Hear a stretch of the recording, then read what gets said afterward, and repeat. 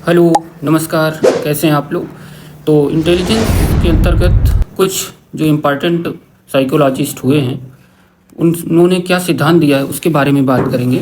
पहला सिद्धांत है द्विकारक सिद्धांत, जिसे हम टू फैक्टर थ्योरी भी कहते हैं। ये चार्ल्स स्पीयरमैन के द्वारा दिया गया था। चार्ल्स स्पीयरमैन एक ब्रिटिश वैज्ञानिक थे। इन्होंने बताया कि बुद्धि दो कारकों टू फैक्टर्स से मिलकर बनती है। तो पहला है जी, जनरल फैक्टर, जिसमें सामान्य मानसिक ऊर्जा जो सभी व्यक्तियों में जन्मजात होती है।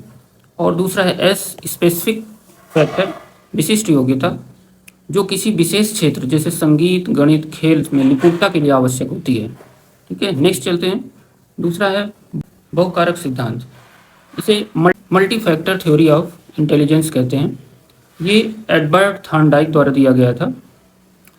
इसमें इन्होंने बताया बुद्धि किसी एक सामान्य क्षमता के बजाय कई स्वतंत्र मानसिक क्षमताओं जैसे अमूर्त, मूर्त और सामाजिक बुद्धि का समूह होती है।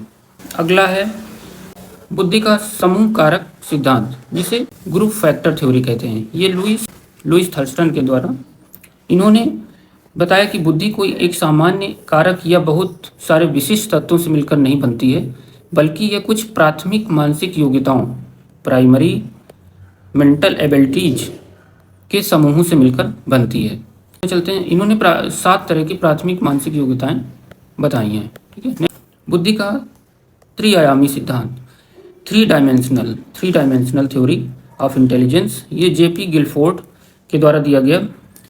ये अमेरिकी मनोवैज्ञानिक थे। इन्होंने बताया कि कोई भी मानसिक कार्य मुख्य रूप से तीन स्वतंत्र आयामों, पैरामीटर्स के द्वारा जो है मिलकर बना होता है।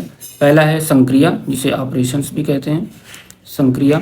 दूसरा है कंटेंट, जिसे विषय वस्तु कहते हैं।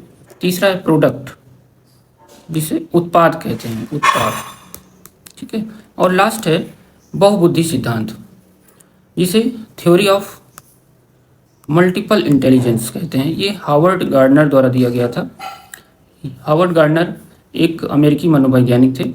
इन्होंने बताया कि बुद्धि एक सामान्य या एकात्मक क्षमता नहीं होती है, बल्कि ये कई स्वतंत्र और अलग अलग प्रकार की बुद्धियों का एक बहुआयामी समूह है।